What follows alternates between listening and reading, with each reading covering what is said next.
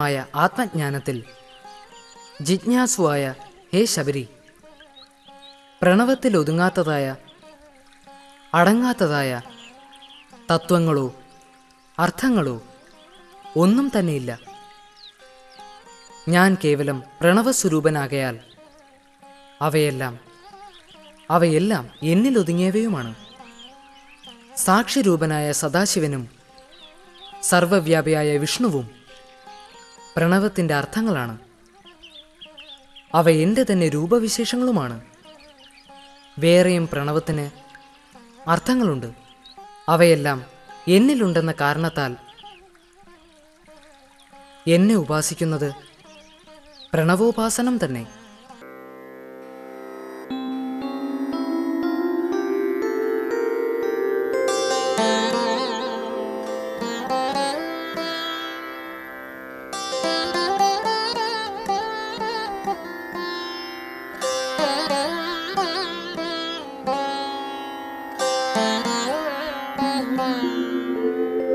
ഏതദ്ധ്യേവാക്ഷരം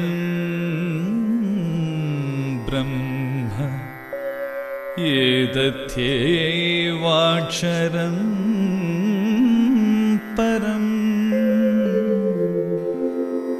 ഏതദ്ധ്യേവാക്ഷരം ജ്ഞാത്വാ യോ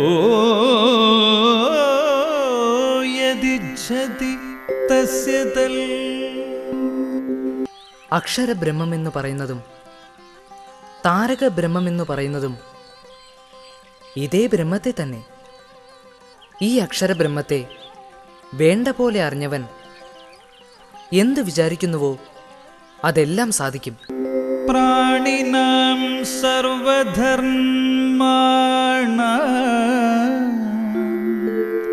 ശാസ്താരമപി കാരണം, പ്രണവേശം ഹി മാം ജ്ഞാത്വാ സർവപാപൈ പ്രമുച്യതേ.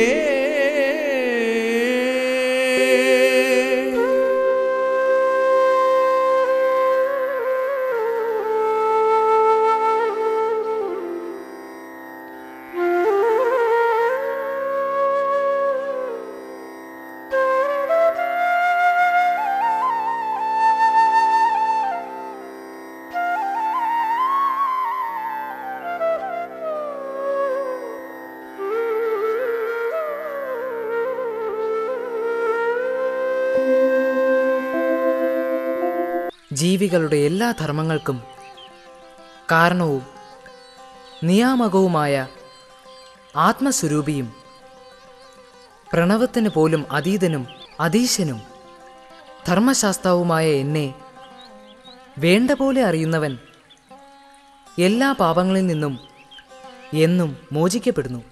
പ്രണവോപാസനം കൊണ്ട് ധർമ്മകർമ്മ നിയാമകനും ആത്മസ്വരൂപിയുമായ ധർമ്മശാസ്താവിനെ അറിയാറാവുന്നു.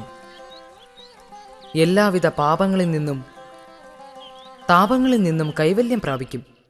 പ്രണവേന പ്രണശ്യന്തി ജന്മദുഃഖജരാദയ,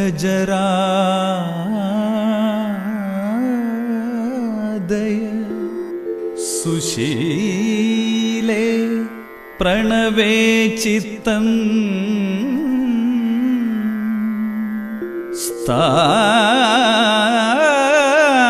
സ്ഥാപയത്വം